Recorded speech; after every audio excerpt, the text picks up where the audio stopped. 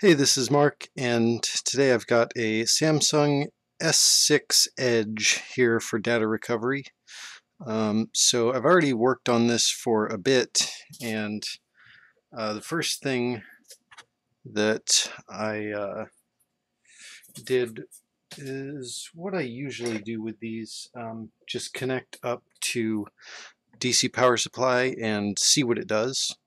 Um, and this one would pull about 250 milliamps when I would press the power button by jumping these contacts here.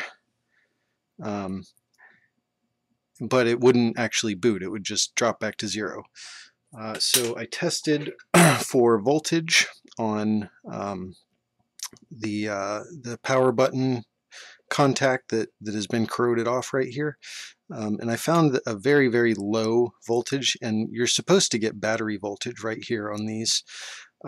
So that told me that the path from battery through to Samsung's equivalent of VCC main, they call it VDD, that path, there was something wrong in that path. And I know that this transistor right here is what connects them.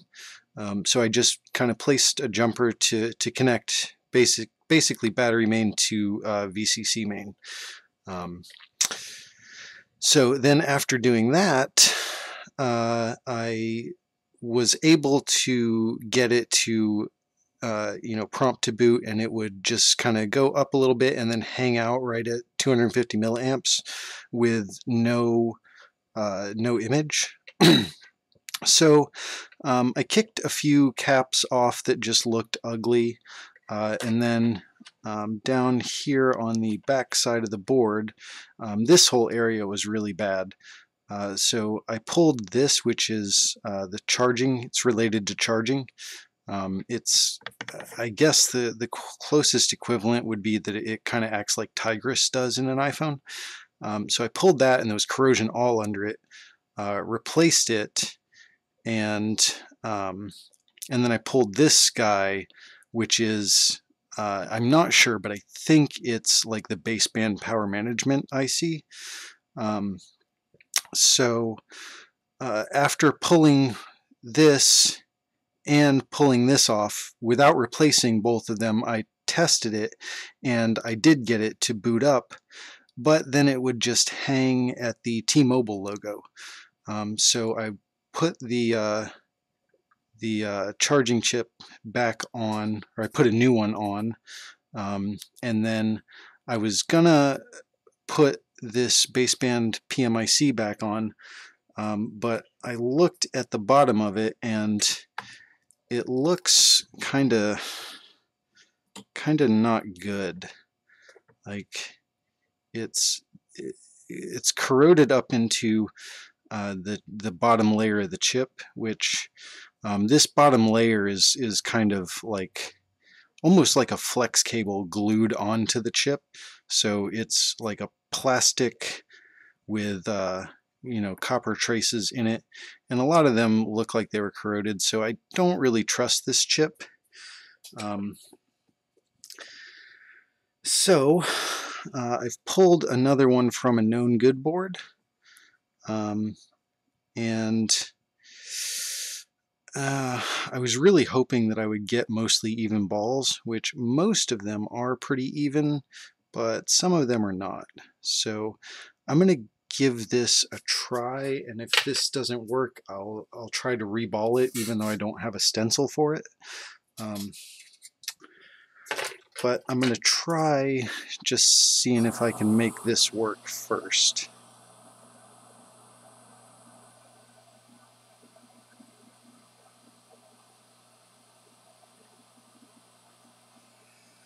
So right now I just want to split these two balls that are touching right here.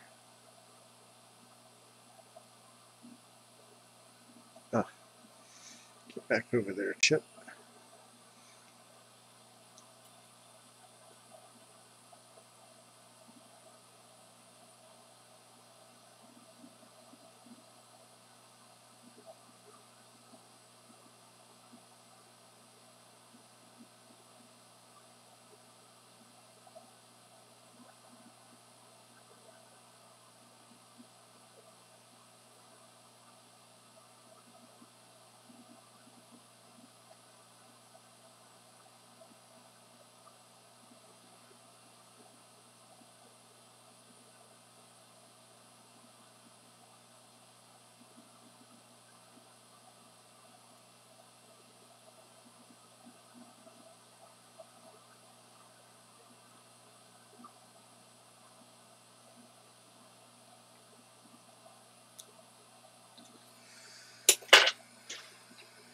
add a little bit of flux and see if these guys straighten up.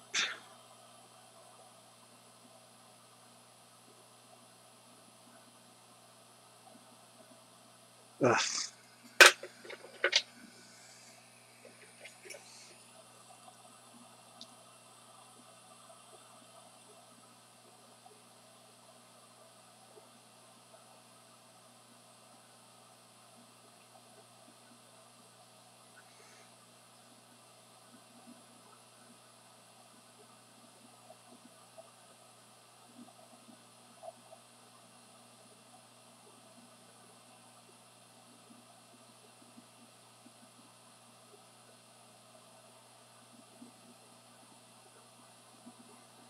There we go.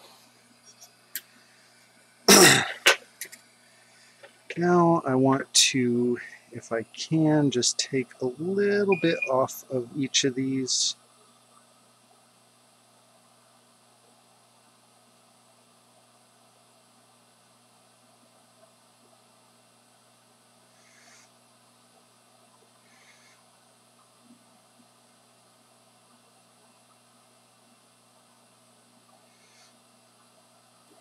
Now, hopefully now everything is close enough to the same that I'll make connections. I feel like these guys right here are a little too big compared to these guys. So probably this won't work. This whole thing is probably an exercise in futility. I will probably end up doing chip off on this one, but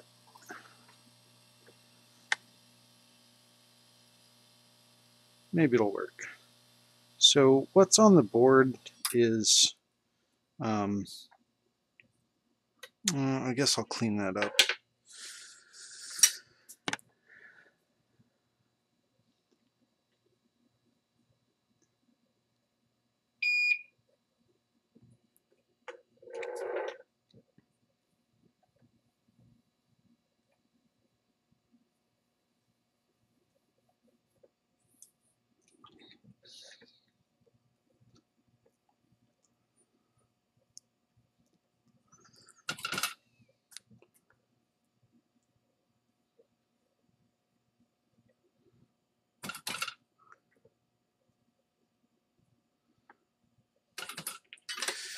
All right, now let's see if I can stick this guy back on.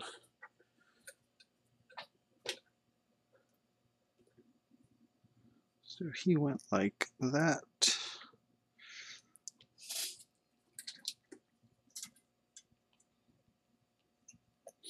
Now I'm not super confident that this is going to work because I tested my known good after I pulled this chip off, and my known good wouldn't get past the initial Samsung logo. It stopped booting after that first Samsung logo. So it doesn't bode well for this theory that its baseband is keeping it from booting all the way up and getting it stuck at the T-Mobile screen.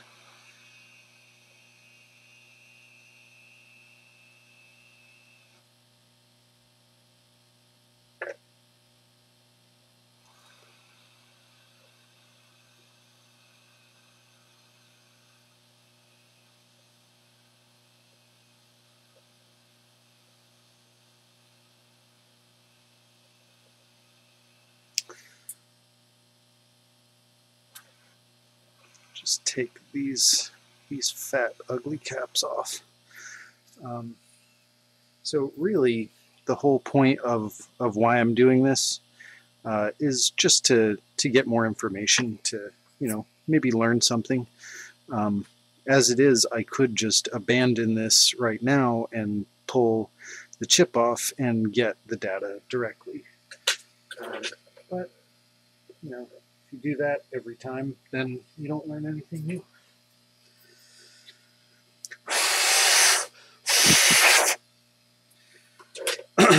All right. So I am going to put this back into a housing, known good housing. I'm going to connect to DC power supply.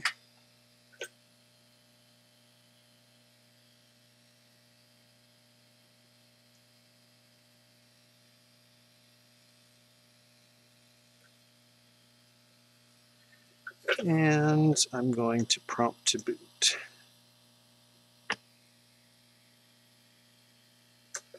So I should have an image on the screen now. And I do.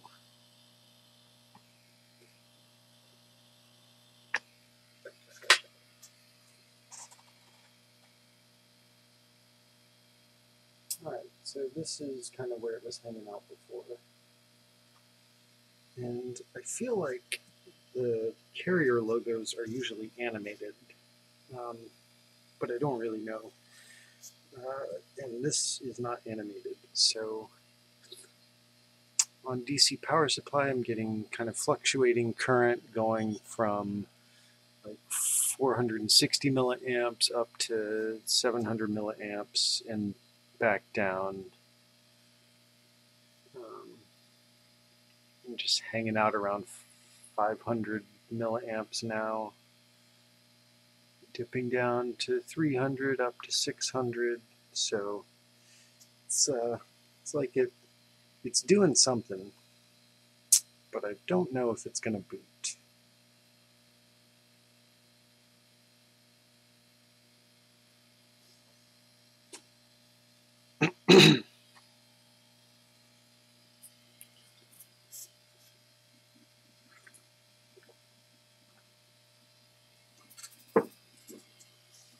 So I'm going to give it a little while longer.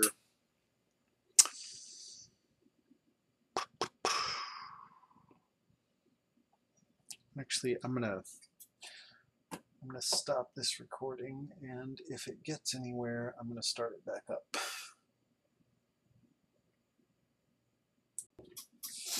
Okay, I'm back, and it did start up. So, draw the unlock pattern. Let's see if the one I was given is correct. Wow, it was. All right. So, so that solved it.